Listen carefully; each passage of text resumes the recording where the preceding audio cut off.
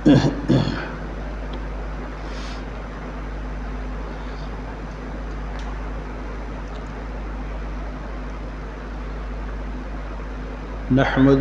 ونصلي على رسوله الكريم أما بعد فأعوذ بالله من الشيطان الرجيم بسم الله الرحمن الرحيم ولقد صدق عليهم إبليس ظنه فاتبعوه إلا فريقا من المؤمنين وما كان له عليهم من سلطان إلا لنعلم من يؤمن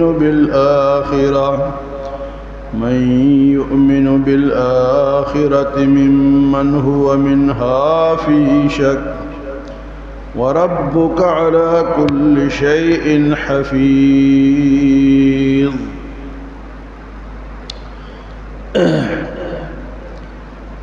حضرت آدم علیہ السلام کو جب اللہ پاک نے بنایا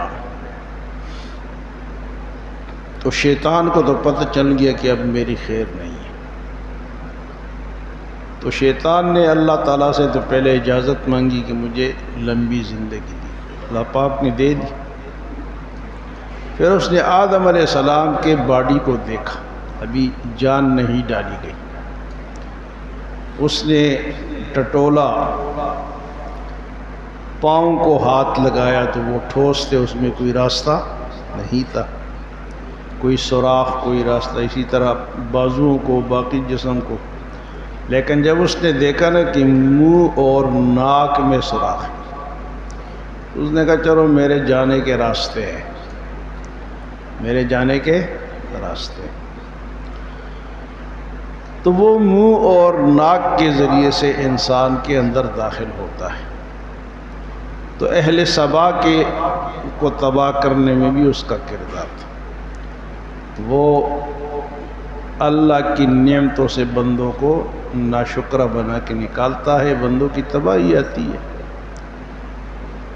تو اللہ پاک فرماتے ہیں وَلَقَدْ صَدَّقَ عَلَيْهِمْ إِبْلِيسُ ظَنَّهُ، اہل سبا نے شیطان کے اس گمان کو سچ کر دکھایا جو اس نے گمان کیا تھا کہ میں ان کو گمراہ کروں گا.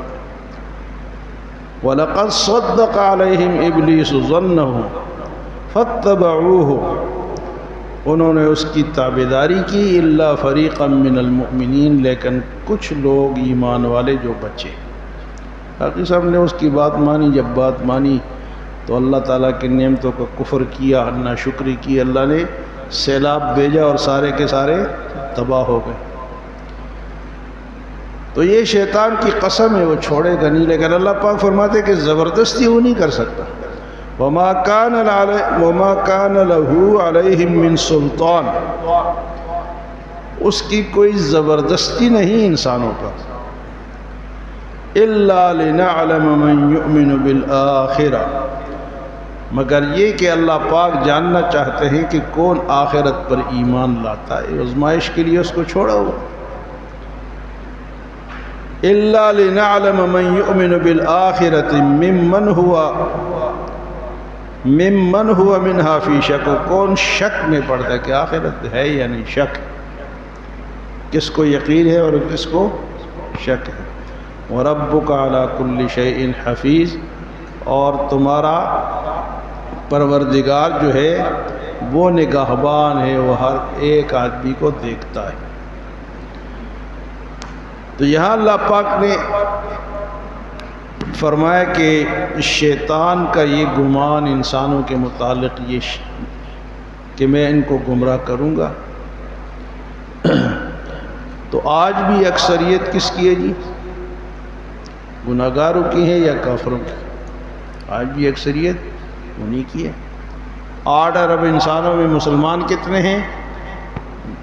2.25 ارب ہوں گے، اور وہ بھی سارے کے سارے پکے مسلمان نہیں. جو 2.25 ارب ہے نا صرف کلمے والے لا الہ الا اللہ محمد. آگے ان کو نہیں پتہ کہ نماز کس طرح ہے، روزہ کس طرح ہے، عقیدہ کس طرح ہے. تو دنیا بھی اکثریت کو دیکھتی ہے جس کے ساتھ اکثریت ہوتی ہے، حالانکہ اللہ پاک اکثریت کو نہیں نیک لوگوں کو دیکھتا ہے کہ نیک کتنے ہیں، دین پہ چلنے والے کتنے ہیں۔ تو آج بھی جس کے ساتھ زیادہ لوگ ہوتے ہیں کہتے ہیں یہ کامیاب ہے، حالانکہ حضور صلی اللہ علیہ وسلم کو پیشکش کی گئی کہ آپ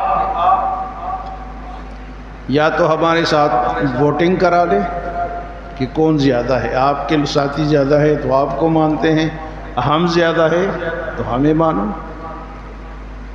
اور دوسری بات انہوں نے یہ کہی کہ یا ثالث کسی کو بنا لیتے ہیں وہ فیصلہ کرے۔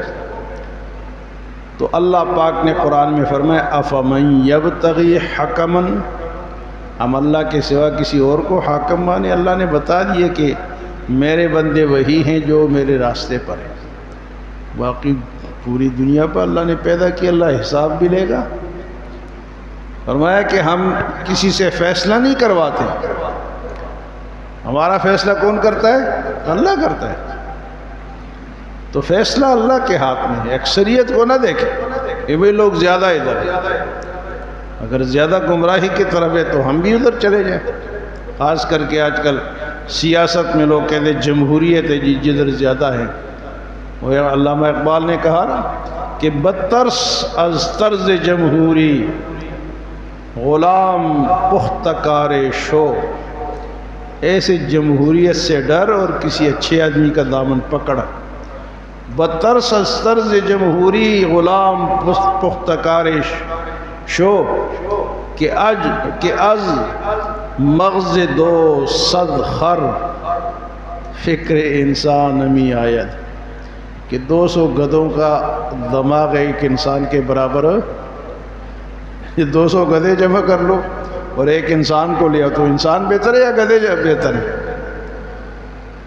تو گدھے کے اس میں تو دماغ نہیں ہے، انسان ایک بھی ہے، چھوٹا سا بھی ہے لیکن وہ دماغ والا ہے۔ اس لیے علامہ اقبال کہتے ہیں یہ جو جمہوریت ہے نا یہ اس طرح کی ہے کہ ایک طرف بے شمار لوگ ہیں لیکن ان کا دماغ نہ دین کی سمجھ ہے نہ کچھ اور ہے لیکن زیادہ ہے، تو یہ تو گمراہی کی طرف ہے۔ ہاں اسلام کہتا ہے کہ وَأَمْرُهُمْ شُورَىٰ بَيْنَهُمْ، تم آپس میں مشورہ کرو، اور مشورے کے لیے کچھ خاص لوگ ہوتے ہیں، ہر ایرے غیرے سے تو مشورہ نہیں ہوتا۔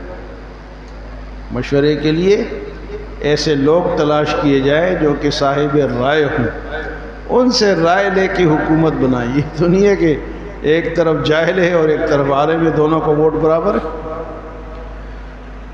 تو حضور سے فرمایا یا تو ووٹنگ کرا لو یا پھر کسی کو فیصلہ کرنے والا۔ تو آپ نے فرمایا کہ ہمارے لیے اللہ کافی۔